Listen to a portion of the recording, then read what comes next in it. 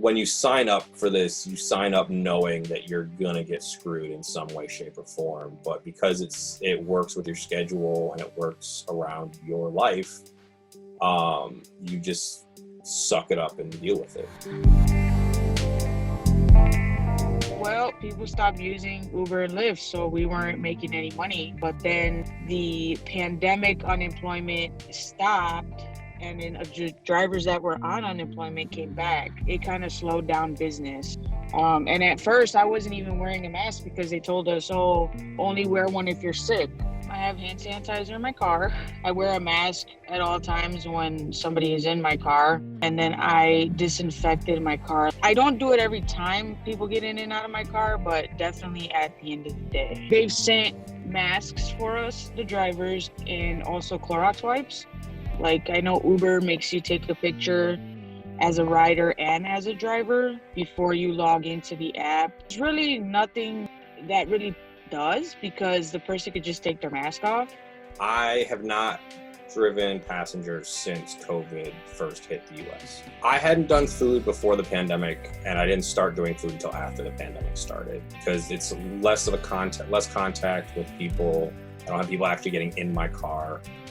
I can count on maybe one or two hands the amount of times where I've physically handed food off to someone and they've been wearing a mask. I remember the other day, actually, it was a college student from DePaul, and she was wearing a mask, and she was the first person in 4 weeks that was actually wearing a mask when I was delivering the food. I could call Uber support and say, hey, this is a thing, and this is what happened, but nothing's gonna come of it. There were some issues with other drivers that had problems with people getting in their cars not wearing masks, and they weren't really supported. Sometimes they want to sit in the front seat because they don't want to get an Uber XL, because right now we're only allowed to take people in the back. And then they make it seem like it's on us, like, oh, if you care. It's like, no, this is like Uber policy. Like, we're not supposed to do it. Sometimes people will talk on the phone and they think they need to take their mask off.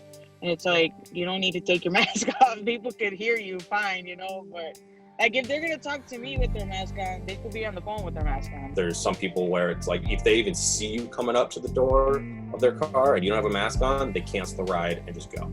They don't even waste time. If we have a problem with a passenger or something like that, Uber and Lyft are very quick to take passenger sides. That a lot of drivers are getting deactivated because people don't like the mask policy, or they don't like the drivers are asking them for simple things like just putting on a mask before they get in the car, and they'll report them for something that's blatantly false, and then the driver will get deactivated. So the company's public line is that, we require all passengers and all drivers to wear masks.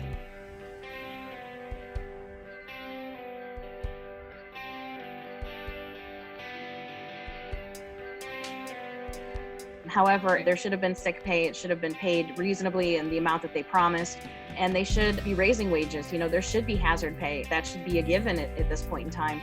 We're an essential service. We should be treated like the backbone of the communities that we serve, because that's what we are. There should have been PPE given to workers immediately. There shouldn't have been any delay. They should have mobilized that. This is a multi-billion-dollar corporation. You're telling me you can't figure out how to send out PPE to people? Like, give me a break.